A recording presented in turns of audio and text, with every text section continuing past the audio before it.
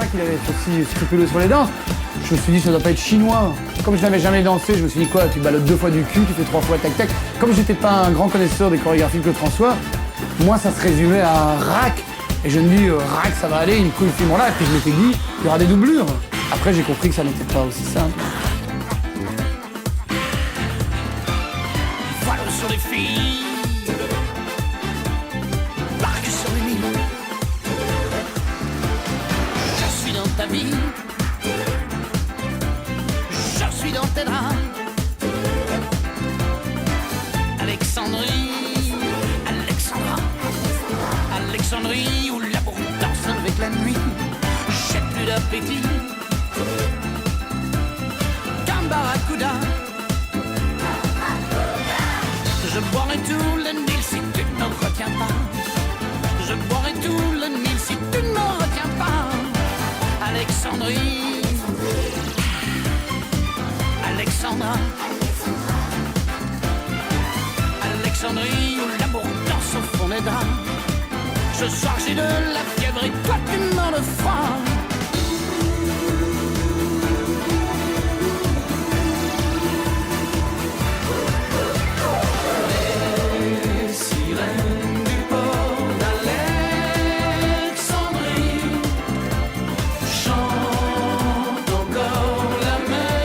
C'est un mélange de joie et de chagrin.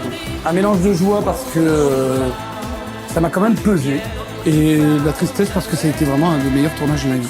Parce que Claude François, c'est quoi? Claude François, c'est de l'émotion. Claude François, c'est de la poésie. Voilà ce que c'est, Claude. La poésie, c'est plutôt Brassens, non? Tu m'emmerdes avec Brassens, toi. Hein? Votre moustache qui ferait mes couilles avec nouilles. J'ai perdu ma couille au fond du ravin. Moi aussi, je peux le faire, ça, hein? Lorsque vous avez massivement voté pour Podium dans l'onglet communauté de la chaîne, que je vous invite à rejoindre d'ailleurs, car c'est là-bas qu'on fait le programme, j'étais bien embêté, car vous avez choisi Podium, un petit film que j'avais mis de côté il y a bien longtemps, que j'avais vu une fois comme ça, car le caméo de Benoît Poelvoorde dans le film Jean-Philippe en 2006 m'avait donné envie, film dans lequel on voyait Benoît Poelvoorde passer un casting de sosie de Claude François. Mais je n'avais pas gardé un souvenir impérissable de ce film. Et en faisant mes recherches, j'ai découvert qui l'avait réalisé, Yann Moix. Oui, Yann Moix. Yann. Oui, Yann. J'ai du mal à percuter que c'était le Yann Moix qu'on voyait chez Ruquier sur la 2, qui était toujours là à démonter son invité, peu importe qui c'était, que ce soit un écrivain, que ce soit un musicien, que ce soit un réalisateur. Ce qu'il faisait, c'était de la merde. Pas mal, mais je te signale que la merde, ça a du goût. Et moi, je reproche à ton émission de pas en avoir. Tu me cherches, là? Non, je te trouve. Je déteste ce concept qui commence un peu à disparaître de la télé, qui visait à juste descendre quelqu'un pour l'audimat. Vous auriez 1 an de travail, t'arrives, toi, et tu fais... C'est de la merde. Mais qui tu te prends, toi? C'est pas du tout l'esprit de la maison ici, où on est bienveillant, même avec les films qu'on n'aime pas. Ce qui est le cas de celui-là. Pourtant, je vais pas être méchant. Bref, quand j'ai commencé à creuser un peu, j'ai réalisé que traiter de Podium, de Yann Moix, n'était pas si simple. J'ai le DVD à la maison, le DVD basique, il est dans un coin, mais j'ai appris ensuite qu'il y avait une version longue, que je l'avais pas du coup, une version longue qui rallonge le film de 25 minutes, ce qui n'était pas rien, que c'était cette version longue que les fans avaient retenue plutôt que la première, version longue éditée dans un DVD collector, DVD qui n'était plus édité depuis très longtemps. Pour ceux qui me disent parfois que les Blu-ray ça existe et que les Blu-ray 4K ça existe, merci, je suis au courant, j'en ai plein. Mais pour celui de Podium, le Blu-ray vu qu'il n'est plus du tout édité, il est à 469 €. Non merci. Certains d'entre vous m'ont dit que sur Vinted, sur lequel je ne vais jamais, je pouvais retrouver les DVD pour bien moins cher que sur Amazon. Et c'était le cas, donc je vous en remercie. J'ai pu me procurer le film en DVD collector. Mais en continuant mes recherches, j'ai vu que Podium, au départ, c'était aussi un livre, toujours écrit par Yann Moix. Oui, Yann. Donc il faut que je redécouvre le film en version courte pour me le remettre en tête, puis en version longue commentée par Yann Moix. Oui, Yann. C'est bon, j'arrête. Mais tout ça, ça représentait beaucoup de boulot. Et merci d'avoir patienté, ça fait des semaines que je vous promets cette vidéo. Sachant qu'il fallait lire le livre, que le livre n'est pas non plus un best-seller, hein, il s'est vendu qu'à peine 30 000 exemplaires. 30 001 maintenant, Yann Moix peut me remercier. Avant d'entrer dans le vif du sujet, ce qui impliquera de spoiler, voici de quoi parle Podium, le film en version courte, pour ceux qui ne l'auraient pas vu. Le film parle de Bernard Frédéric, joué par Benoît Poelvoorde, dont le métier était d'être Claude François. Devenu entre-temps banquier depuis 5 ans à cause d'une vie de famille, il en a fondé une, il a un enfant à nourrir, mais son ami Couscous, sosie de Michel Polnareff, donc Michel Polnareff, la meilleure vanne du film selon moi et de loin, meilleure vanne qui n'est même pas dans le livre d'ailleurs, puisque dans le livre, Couscous ne double pas, enfin n'est pas le sosie de Michel Polnareff, donc forcément tu peux pas faire la blague, mais il y a beaucoup de choses comme ça dans le film qui, effectivement, sont quand même plus drôles sans être hilarants que dans ce bouquin qui n'a vraiment rien de comique. Couscous lui propose de reprendre sa vraie vocation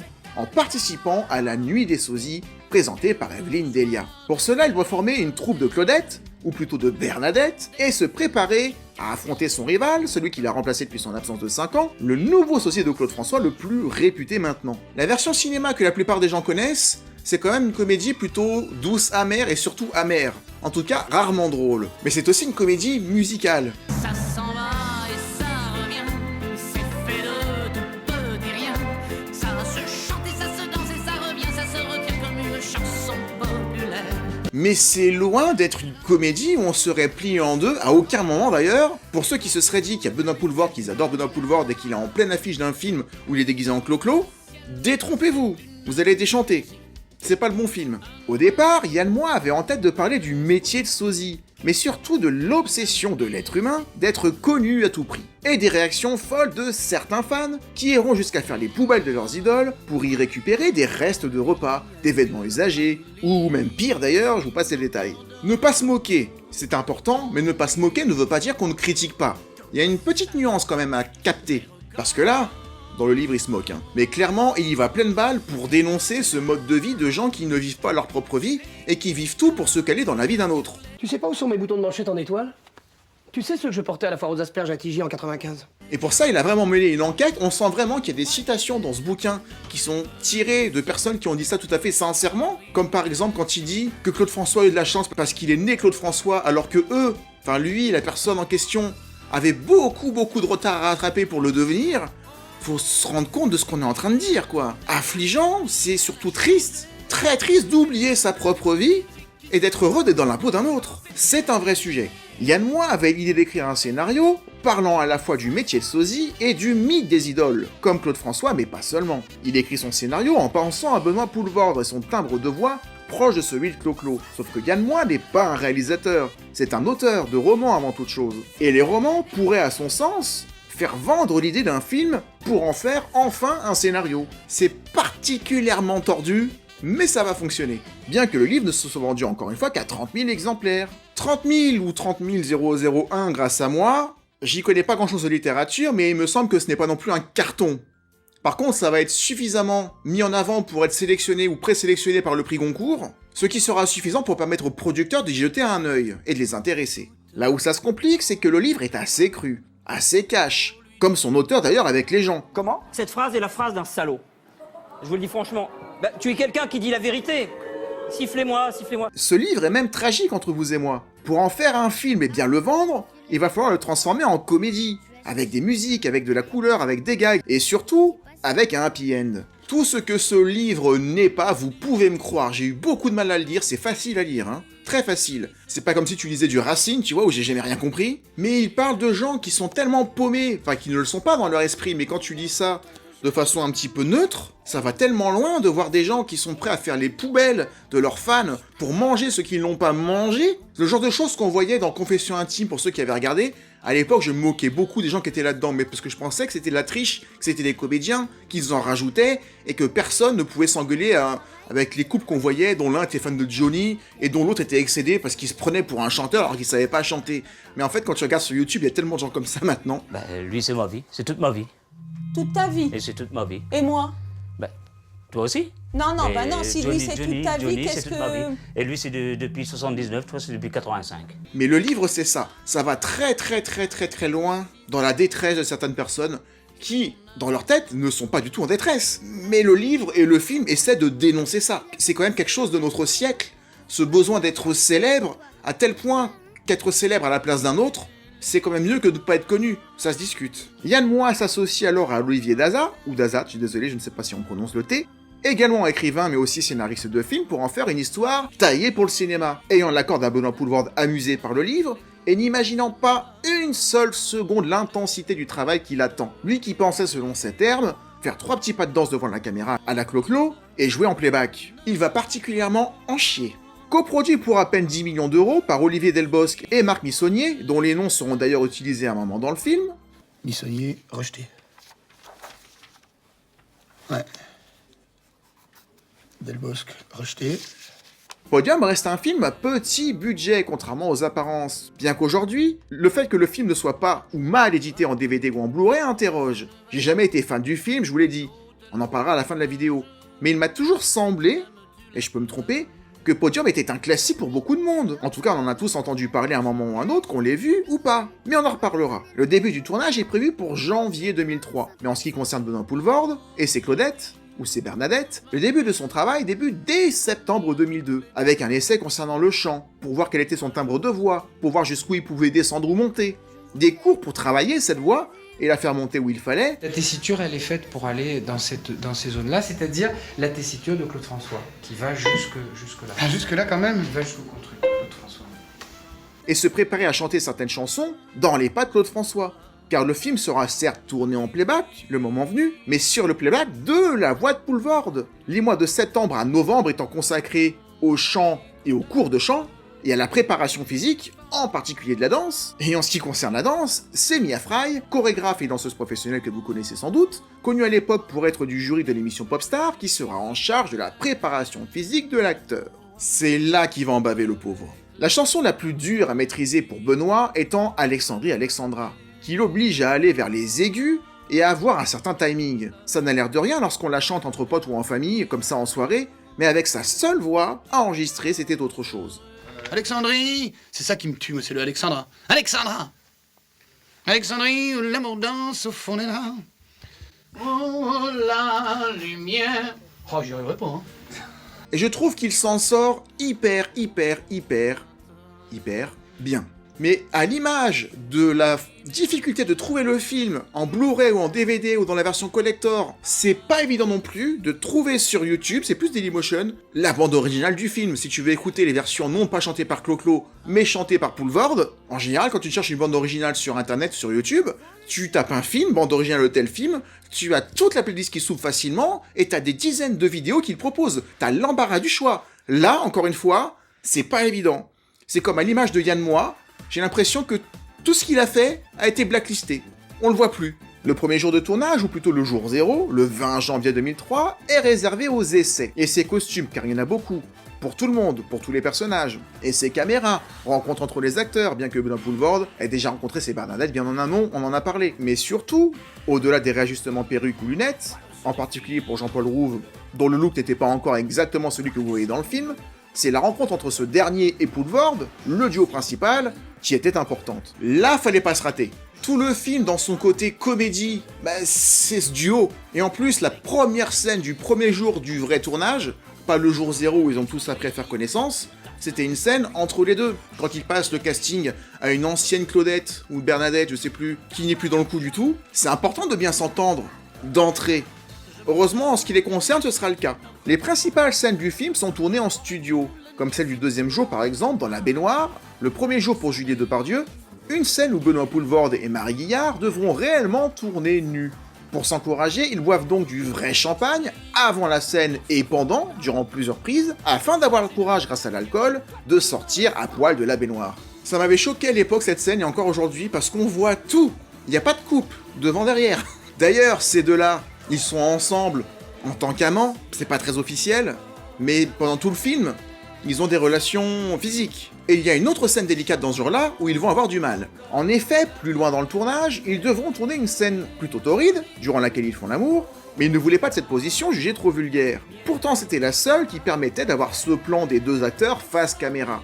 Le réalisateur Yann Moix leur dira « Ok, trouvez-en une autre », mais en révisant le Kama Sutra ensemble, en tout bien tout honneur bien sûr, ils devront reconnaître qu'ils n'avaient pas le choix. C'était la seule solution. Le 4e jour de tournage, rassurez-vous, on va pas faire tous les jours de tournage un par un, était celui du fameux casting des Claudettes, avec beaucoup de personnages au départ pour en retenir finalement que 3, à laquelle Mia Fry ne devait pas participer au départ. Mais cette dernière était présente sur le tournage ce jour-là en tant que chorégraphe. Et c'est une anecdote connue, mais Benoît Poelvoorde va insister pour la faire participer au dernier moment à la scène en tant que caméo, étant la première qui va virer du plateau, pour pouvoir se venger, comme il dit, des 3 mois. 3 mois Des 3 mois où elle l'a fait chier. Elle fait la moi, cadeau, c'est pour le bonus. Je veux pouvoir le dire, pour les 3 mois qu'elle m'a fait chier, je veux la voir là et lui dire, alors toi, tout de suite, elle ne fait même pas un truc. Toi, tu veux danser? Tu rêves ou quoi? Le coup du calamar sur la tête, l'autre grande réplique culte du film qu'on aura tous retenu je pense. Dis donc, toi là-bas, là, avec le calamar sur la tête, ça te fait rigoler ce que je dis? Tu prends tes affaires, tu dis au revoir et tu te casses. C'était une impro, tout comme l'idée de la faire jouer là-dedans, de Benoît Poelvoorde. Et du coup, la réaction de Mia Fry, pour le coup, elle est authentique aussi. Les scènes qui se passent dans la maison de Bernard Frédéric sont également tournées en studio. Une maison selon les goûts de Yann Moix, très typée et restée dans les années 70, avec ses couleurs très agressives, très flashy, on en reparle un peu plus tard. C'est à partir de février 2003 que Benoît Poelvoorde va enchaîner toutes ces scènes en costume, certes doublé par lui-même en playback, mais dès la première scène tournée qui est celle du casting pour le concours du meilleur sosie, un désaccord artistique va opposer le réalisateur à son comédien. Là où dans le livre et dans le scénario, du coup, une de ses chorégraphes, une de ses Bernadette, le fait tomber accidentellement par maladresse dans le livre, alors qu'ici, dans le film, c'est prémédité, l'une des Bernadette travaillant en fait pour la concurrence, sans que Bernard ne le sache, c'est alors qu'un discours est prononcé devant le jury, suite à cette chute, dans les deux cas, par Benoît Poelvoorde pour s'en justifier. Des dialogues que Benoît Poelvoorde, dans le scénario d'origine qui reprenait le livre, ne sentait pas. Il devait être beaucoup plus agressif avec le jury, avec le public. Non, il y a que les petits cloclos frileux qui font jamais de chute.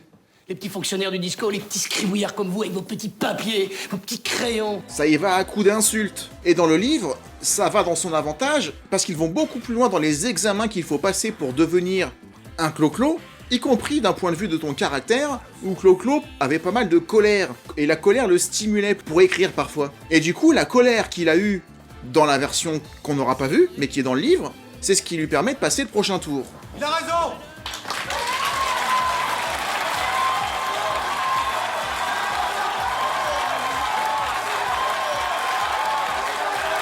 Mais comme j'ai dit, Benoît Poelvoorde ne sentait pas ce texte. Et il a proposé à Yann Moix, en improvisation, Yann Moix étant en colère qu'on remette en cause son texte et son livre, sa propre vision des choses, Yann Moix a accepté de laisser l'acteur faire sa scène comme il l'entend. Étant donné que les dialogues ne furent pas écrits en ce sens, Benoît Poelvoorde a totalement improvisé ses répliques, n'étant absolument pas sûr de lui, car travaillant sans filet, une tirade beaucoup plus orientée vers quelque chose de touchant et de sincère, conscient des limites du métier qu'il prétend vouloir faire presque religieusement. À l'origine, Benoît Poelvoorde devait dire, c'était écrit et il fallait que ce soit au mot près, faudrait que je passe à un CAP Clo-Clo pour pouvoir animer la quinzaine du sauciflard à Auchan. C'est pas facile à dire, hein, je me suis entraîné. Vous croyez que j'en ai quelque chose à foutre de vos conneries? Tiens, voilà, regarde. Là, je suis tout nu. Quoi? Il faudrait que je fasse un CAP Clo-Clo pour pouvoir animer la foire au boudin à Auchan? Mais Yann Moix tenait à cette réplique, et Benoît Poelvoorde, il n'arrivait pas à la sortir en une seule phrase sans buter sur les mots. La quinzaine du sauciflard à Auchan. Ouais, j'arrive bien maintenant. Au dernier moment, et ça aura été gardé, Benoît Poelvoorde va transformer cette réplique en la foire au boudin. Quoi? Il faudrait que je fasse un CAP Clo-Clo pour pouvoir animer la foire au boudin à Auchan? Plus facile à prononcer. Par contre, la réplique que j'aime beaucoup et qui montre que le film est plus profond et plus tragique qu'il n'en a l'air, c'est quand il dit que Clo-Clo a donné un sens à sa vie, à leur vie, aux sosies, et que eux, nous allons continuer à donner un sens à la sienne. Claude a donné un sens à ma vie. Et avec le public, on continue à donner un sens à la sienne. Ça, c'est pas une impro de Poelvoorde. Ça reprend le scénario qui a été écrit comme ça, c'est pas tout à fait les mêmes mots. Dans la version originale, c'est dit « Claude François a donné un sens à ma vie, faut bien que je donne une nouvelle direction à la sienne ». Je préfère la version du film que je vous ai dit juste avant. Claude a donné un sens à ma vie. On continue à donner un sens à la sienne. Plus touchante, plus sincère. Et c'est pourtant la scène, grâce à Benoît Poelvoorde, encore une fois, que l'on retiendra tous du film. Une autre scène a demandé un tournage assez particulier. Celle qui mélange une véritable image d'archives de Claude François, mais réorchestrée pour les besoins du film, avec un insert de Benoît Poelvoorde, assis au piano, assis devant un fond vert, Claude François qui était en duo à l'époque avec Petula Clark qui sera remplacé numériquement par Benoît Poelvoorde, ce qui va impliquer de recréer le décor réel, celui qu'avait Claude François autour de lui en studio, autour de Benoît Poelvoorde, pour pouvoir faire croire que les deux se rejoignent le temps d'un instant. Et enfin, en regardant le making-of, une autre scène demandait une logistique assez particulière. Celle avec tous les sosies de différents chanteurs, acteurs, de Johnny Hallyday à Zidane, en passant par Elvis Presley, et bien d'autres. Ce sont bien évidemment de vrais sosies professionnels qui ont été sollicités, mais tous ne se sont pas présentés le jour du tournage, car ils étaient très faiblement payés par rapport au cachet qu'ils touchaient habituellement lorsqu'ils étaient invités à des événements. 1000 € le déplacement dans leur vie professionnelle de tous les jours, là ça devait être à peine 100 balles la journée de tournage. Ben il y en a sûrement qui se sont dit le matin, on bat les couilles. Flemme. D'ailleurs, ce qui était marrant, quand c'était l'heure de déjeuner, tous les Johnny se sont mis ensemble, tous les Clo-Clo sont mis ensemble, tous les Sardou, tous les Elvis, ils ont tous mangé à l'étape différente. Ces gens-là ne se mélangent pas, ils se méprisent même. Je vous propose maintenant de lister les principales différences entre le livre et le film, et par extension, les différences entre la version cinéma et la version longue. Et on se quittera avec un avis rapide sur le film.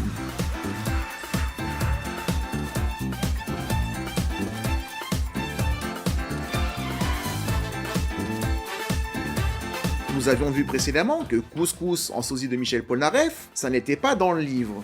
Idem pour Véro, le seul personnage à peu près normal du film, joué par Julie Depardieu, qui dans le livre était la sœur de Couscous, et ancienne Bernadette, qui elle avait vraiment raccroché définitivement. La dualité dans le couple entre celui qui est fan de Clo-Clo et celle qui est fan de Julien Clerc, c'est une invention du film, c'est pas dans le livre. Je n'ai pas trouvé dans le livre ce rival de Claude Bernard qui a pris sa place durant les 5 ans, ces 5 ans de pause durant laquelle il a été banquier, mais c'est logique puisque dans le livre, il est bien plus passionné par Clo-Clo et n'a jamais raccroché. Il n'a donc jamais été banquier, donc il n'a jamais pu être remplacé en tant que sosie de Clo-Clo numéro 1. Dans le livre, même si encore Yann Moix dit dans le tournage pour ne pas choquer les sosies, qui sont gentils de se prêter au jeu et que le film ne se moquerait pas, il y a quand même, du coup, là-dedans des vraies citations qu'il a recueillies, des vrais témoignages de vraies personnes. Je vais vous les lire, on va jouer le jeu jusqu'au bout. Genre page 139, j'avais vu un truc qui m'avait choqué. Ce que j'aime dans la vie, c'est la vie de Claude.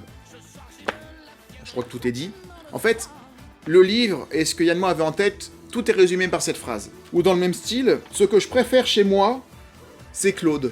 Pareil, c'est drôle, mais ça fait mal à lire de penser que quelqu'un raisonne vraiment comme ça dans sa propre vie. Ou alors, page 56, c'est ce que j'avais vu. Si Claude était mort à 60 ans, j'aurais eu 20 fois plus de boulot. Tu te rends compte si on n'avait pas perdu 1h15, on serait là depuis 1h15. Ou alors, page 276, je me sens aujourd'hui trop bien dans ma peau pour avoir envie de ressembler à quelqu'un d'autre que Clo-Clo. Il y a des problèmes dans ces phrases. Et les gars, ils devaient les dire tellement sincèrement, tellement fiers d'eux, pendant que Yann Moix devait noter en disant « Oh putain, ça faut que je l'écrive ». Ma préférée, c'était page 197, c'est ma préférée. Un jour, j'ai failli rencontrer Claude. Vous n'imaginez pas tout ce qu'il a failli me dire. Voilà. Le livre nous montre même dans ces pages, parce que c'est pas vraiment un livre en fait, quelque part, il nous montre les QCM, les dissertations proposées, les commentaires de texte que les candidats doivent passer pour avoir l'examen. Claude de François était-il allergique à A, B ou C ? Un autre monde. Mais encore une fois, le livre va très loin dans le ridicule de ces gens-là, là où le film essaie vraiment d'être tout public, à tous les points de vue, y compris celui-là. Le livre est d'ailleurs assez violent, globalement. Il y a une rivalité entre les fans de Clo-Clo contre les fans de Michel Sardou, celle que l'on verra dans la version longue, mais dans une version bien plus light que dans le livre, en tout cas en partie, avec ce qu'on appelle les sardonnades, des rafts de fans de Michel Sardou qui sont kidnappés, tabassés gratuitement, ou comme dans le film, dans la scène coupée, enfermés durant 12 heures, avec d'immenses enceintes et la musique à fond, écoutant Si j'avais un marteau de Claude François en boucle, devant écouter la chanson quasiment 300 fois non-stop. Alors plusieurs anecdotes sur cette scène coupée, qui pour moi est la meilleure des scènes coupées. Elle n'a pas été coupée pour sa violence, mais plutôt pour ne pas casser le rythme, et ne pas faire film à sketch. Et j'y mettrai mon père, ma mère, mes frères et mes sœurs. Oh oh, ça serait le bonheur. Et il a voulu quand même être fidèle un minimum à son livre, mais quelque part un film n'est pas un livre. Et il va s'en rendre compte lorsqu'il va être au montage. Déjà, Benoît Poelvoorde avait refusé que son personnage frappe des gens à l'écran pour garder la sympathie du public à son égard. Ensuite, c'était la scène préférée du réalisateur qui voulait vraiment pas la couper, car il voulait rendre hommage à Orange Mécanique. D'ailleurs, on se rend compte en regardant le making-of qu'il a voulu rendre hommage à plein d'autres réalisateurs que lui, à d'autres styles, mais qu'il a peut-être pas trouvé le sien. Mais surtout, toute la séquence où Poelvoorde danse sur Si j'avais un marteau, tout en torturant en dansant les fans de Sardou, tout ça c'est une impro, encore une, de Benoît Poelvoorde. Comme Bernard Frédéric n'arrête pas sa carrière de sosie dans le livre, il assume, il n'arrête jamais, et il n'est pas banquier, contrairement au film. D'ailleurs, la scène où Bernard Frédéric s'imagine chanter sur son lieu de travail, c'est également une idée de vous savez qui. Encore. Mais c'est surtout la fin qui va différer, car dans le livre, Bernard Frédéric ne se remet pas de sa tentative de suicide dans sa baignoire. Car oui, dans le livre, Claude Bernard interrompt sa chanson pour reconnaître en fait que personne n'arrivera jamais à la cheville de Clo-Clo, remettant ainsi tout le sens de sa propre vie, et pour être conforme et assumer jusqu'au bout la vie de son idole, il se tue dans sa baignoire de la même manière. Mais il ne s'en remettra pas. Alors que dans le film, cette scène intervient avant, mais il n'en meurt pas. Il survit, il est hospitalisé, et après il va bien. En tout cas physiquement. Et à la place d'un discours, il chante une chanson de Julien Clerc pour récupérer sa femme. Ma préférence à moi, dans cette scène-là, Poelvoorde m'a foutu des frissons. Je le sais, sa façon d'être à moi parfois vous déplaît. Ou autour d'elle et moi, le silence se fait.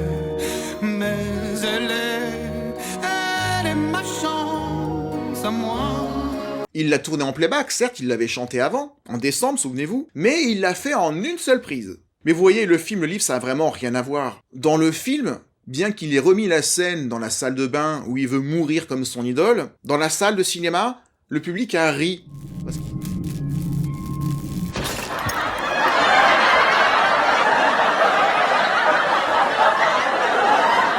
Alors que cette scène avait été vue par Yann Moix comme un drame, mais le public devait être un peu perdu, comme le film avait été vendu comme une comédie qu'elle n'est pas, bah les gens essayaient de rire un petit peu à ce qu'on leur proposait. Moi personnellement je l'ai pas vu au cinéma, mais je pense pas que j'aurais ri, j'aurais plutôt eu peur, parce que j'imagine souvent comment Claude François est mort comme un con. Oui, elle est con, les morts sont toujours cons, mais là, c'est frustrant parce qu'il avait encore du temps devant lui, beaucoup, et de revoir ça quelque part comme si on y était, ça m'a plus mis dans le malaise, plutôt que dans le rire. On va en parler du coup du malaise que j'ai à regarder ce film-là, mais voyons encore quelques scènes coupées qu'on a dans la version longue, pour ceux qui ne les auraient pas vues. Dans la version longue, la scène assez absurde qui se passe réellement dans l'ancienne propriété de Claude François, au moulin de Dan Moix, et non au moulin de Yann Moix. La version longue va bien plus loin dans l'absurde, lorsque les personnages goûtent plusieurs cailloux qui auraient été soi-disant foulés par Claude François, mais aussi par plusieurs artistes qui avaient sans doute été invités dans sa demeure. Regarde comme elle est plate, comme elle est écrasée. C'est Carlos Anton, ça. Ah, tu aurais pu te tromper, en effet.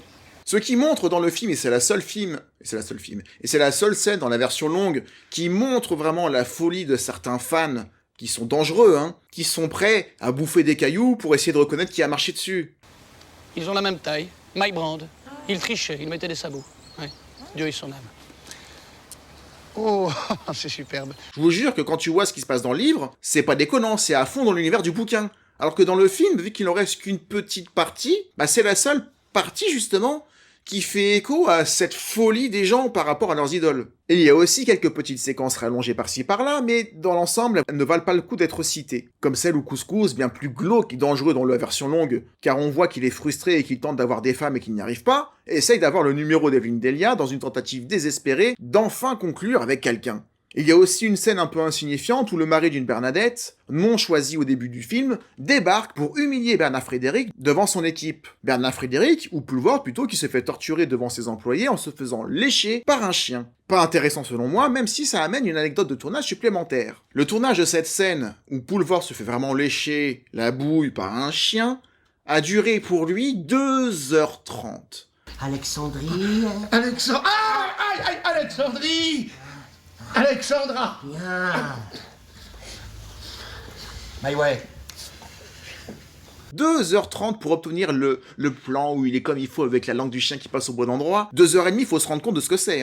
Donc c'est Poulvord qui a insisté pour qu'on arrête là. Ils avaient ce qu'il fallait sur la pellicule. Donc maintenant, on enchaîne, s'il vous plaît. Mais la scène coupée la plus drôle, celle qui est digne d'une pure comédie selon moi, c'est celle dans la pizzeria, durant laquelle Poulvord et son équipe ne sont pas satisfaits de l'accueil, n'ayant pas de place pour danser et étant obligés dans la version cinéma d'aller danser sur le parking du centre commercial. Scène tournée sur le parking à 4h du matin avec 3-4 degrés maximum. Mais dans la version longue, l'équipe se plaint aussi des toilettes, qui sont à la turque, et exige des toilettes classiques où on peut s'asseoir. Dans la version longue, hors champ heureusement, par défi, Bernard va essayer les toilettes à la turque pour la grosse commission, et il va littéralement les pourrir les chiottes. Ce qu'en temps normal, je n'aurais pas aimé dans un film, parce que je n'aime pas le côté gras et scato quand c'est facile.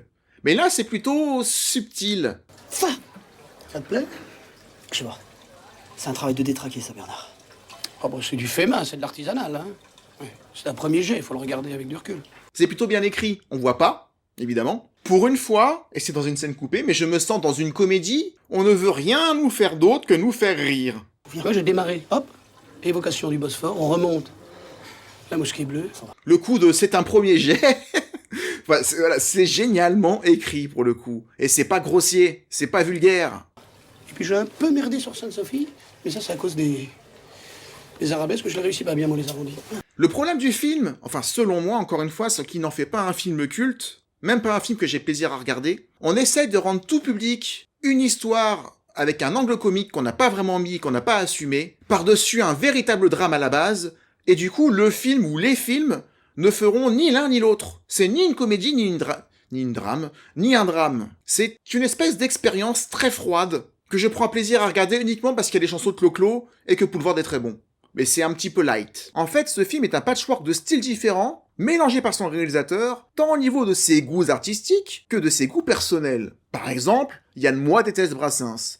Donc Bernard Frédéric détestera Brassens au début du film. Yann Moix aime les années 70 comme un fou et les années disco, donc toutes les couleurs et les décos de cette maison témoin, factice à l'image de la vie de sosie et du showbiz d'une manière générale, il y a quand même un sens donné à cette identité artistique, cette maison témoin, où ils n'ont aucune intimité car elle est visitée par des acheteurs sans arrêt, ce qui est en fait une inversion de la persécution des stars par leurs idoles qui sont harcelés jusqu'à chez eux. Ici, il a beau ne pas être connu, mais il est tout de même emmerdé chez lui, pour montrer que c'est quelqu'un de connu, mais dans la version Wish, dans la version pauvre du sujet. Yann Moix n'étant pas réalisateur, il empruntera plusieurs styles.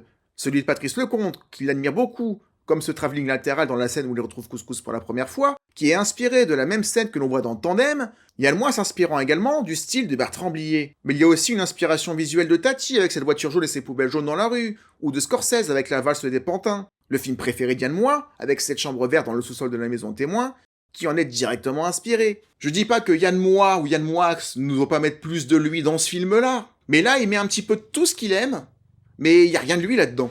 Alors ça va avec l'esprit du film, avec ces gens qui s'inventent des vies, qui ne vivent dans un monde pas réel, qui tentent de faire abstraction de la réalité, enfermés dans une éternelle adolescence, la réalisation nous le fait comprendre, mais du coup ça nous met aussi mal à l'aise. Ce qui n'est pas forcément la vocation d'une comédie, ce que ce film en fait n'est pas complètement, car c'est un film du coup qui est assez froid.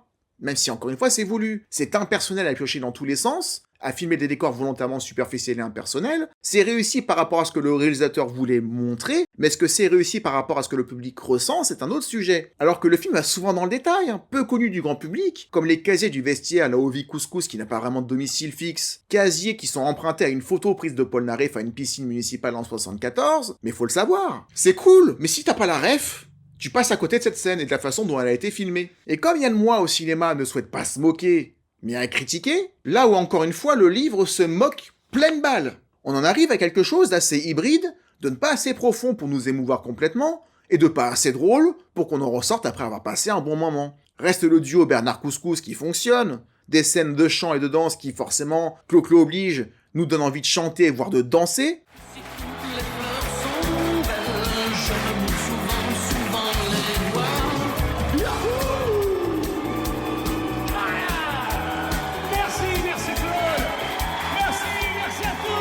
J'ai même dansé dans mon salon en écoutant le générique de fin, et l'énergie de Don Poulvord, très pro, qui apporte énormément au film, ça aide, bien au-delà de ce qu'on a pu lui demander au départ. Je vous donne encore 2 anecdotes de tournage, et après on se dit au revoir, parce que ça commence à gratter. Lors de la scène du téléphone, avec soi-disant le vrai téléphone utilisé par Claude François dans Le Téléphone pleure, où on ne sait pas vraiment si le personnage est fou et invente cette conversation avec Clo-Clo, ou si le film glisse à un moment donné vers son naturel, en tout cas, le doubleur qui prend la voix de Clo-Clo n'était pas un comédien. Chercher des danseuses, tu vas monter faire quelques pompes dans ta chambre, parce que ça te fera pas de mal, et tu vas être le grand vainqueur de la cérémonie. Allez, dépêche-toi! Ils ne pouvaient pas lire un texte facilement, ou même l'apprendre par cœur. Ils ont donc dû tourner la scène avec une ligne de dialogue par une ligne de dialogue, pour avoir l'impression d'une conversation complète. Pas évident à tourner ni à monter. Lors de la vente aux enchères en début de film, la scène est vraiment tournée au moulin de Dan Moix, l'ancienne demeure de l'artiste, et ce sont des vrais costumes de Claude François qui sont mis à la vente. En revanche, le téléphone du téléphone pleure n'était pas le vrai. Mais voilà, je n'aime pas Podium. Le film, dans sa version finale, vous vend Bernard Frédéric comme un radin, c'est censé être un des angles comiques du film, sauf que comme il achète un téléphone, une fortune, même si le film précise qu'il y a que ça pour lequel il est généreux, bah du coup c'est quand même déjà énorme, et du coup t'arrives pas à y croire que c'est une pince. Même si tu le vois ne pas prendre l'autoroute, alors qu'ils la prennent au final, parce que c'est trop cher. Bernard, ça fait 2 heures qu'on longe l'autoroute, pourquoi on la prend pas ? Parce que c'est payant. C'est comme quand ils essayent de montrer à plusieurs reprises que Couscous adore bouffer, ils insistent une fois dessus au début, après, si on est attentif, on le voit toujours manger quelque part. Mais la mise en scène, je demande pas à ce qu'elle zoome dessus, mais elle nous fait pas assez comprendre que c'est quelque chose qu'on est censé remarquer ou qui est drôle. C'est l'espèce d'ignoble pourceau qui n'arrête pas de bouffer, et que je vous demande de respecter comme moi-même. Alors que ça aurait dû l'être, c'est 2 traits de caractère, un chacun, qui en font les personnages qu'ils sont, mais c'est pas ce que je retiens d'eux, bizarrement. Après, c'est mon avis, hein. Mais du coup, à cause de ça, je ne m'attache pas au perso. Bon, on va manger. Putain, mais tu t'arrêtes jamais, tu viens de t'enfiler un seau de frites. C'est pas possible, t'as le ténia ou quoi? Je les comprends pas. Je reconnais que le livre, il va pas de main morte, c'est deux œuvres différentes, c'est une adaptation, on en a déjà parlé, mais c'est une adaptation qui n'a en commun que quelqu'un qui est le sosie de Claude François qui veut passer un concours. Tout le reste, tout le cheminement est très différent. On a vraiment en fait affaire à trois œuvres différentes. Le film au cinéma, qui n'a pas beaucoup de saveur, le film en version longue de 25 minutes de plus quand même, qui essaie de se rapprocher un peu plus du livre, mais en hésitant entre comédie et drame, là où le livre est vraiment quelque chose, encore une fois, de très glauque. Et dont on plaint sincèrement les personnes qui ont ce mode de vie-là, et cette façon de penser, qui encore une fois, de leur point de vue, est très sincère. En tout cas, c'était compliqué à analyser pour moi, parce qu'il a fallu regarder le film en version courte, en version longue commentée, en version courte commentée, lire le livre aussi. Donc c'était beaucoup de boulot, et j'espère que vous l'aurez remarqué, et que cette vidéo vous aura plu, et que j'aurai permis de décortiquer pour beaucoup la complexité de Podium. En tout cas, si ça vous a plu, et si vous voulez donner un petit coup de pouce à mon travail, n'hésitez pas à mettre un boost à la vidéo pour la faire monter dans l'algorithme, à mettre un like, à dire que vous êtes passé par là dans un commentaire, et si vous savez pas quoi dire en commentaire, vous pouvez toujours dire ça par exemple. Bijour, coco, c'est non. Et ça ira très bien. On se retrouve dans quelques jours pour une autre vidéo, et d'ici là, comme je le dis à chaque fois, prenez soin de vous. Ciao.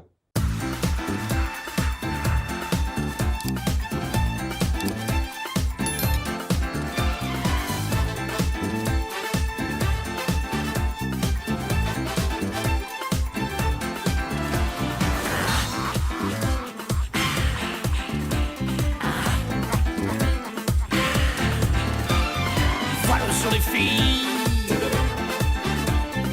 barque sur les mines. Je suis dans ta vie, je suis dans tes draps. Alexandrie, Alexandra, Alexandrie où l'amour danse avec la nuit. J'ai plus d'appétit qu'un barracuda.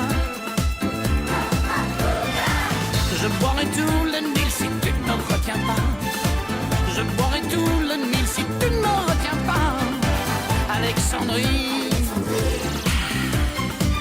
Alexandra, Alexandrie où l'amour danse au fond des draps. Ce soir j'ai de la fièvre et toi tu meurs de froid.